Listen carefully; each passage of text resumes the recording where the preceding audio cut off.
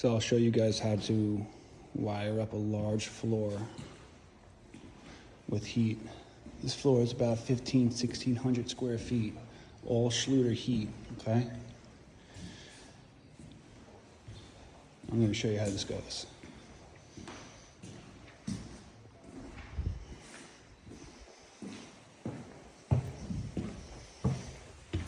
It goes in here too. And it's going to go back there also. So the way you do this is, you know that you can only run, the max cable length is for an area of 225 square feet on a 240 volt circuit, right? So here's a thermostat.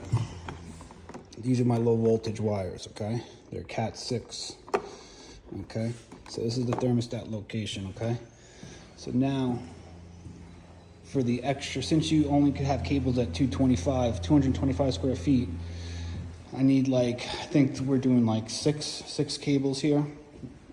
So you have to get the power modules, right? We have one power module going down there. Another one there.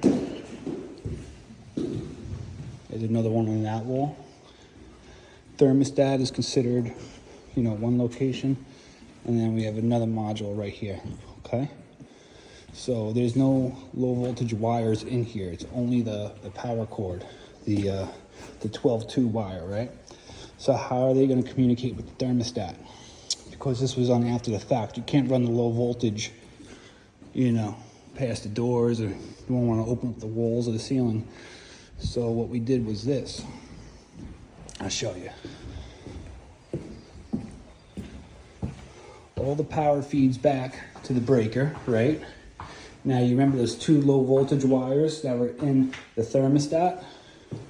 Well, they come back here by the breaker. Okay, here's our breakers for each module and the thermostat.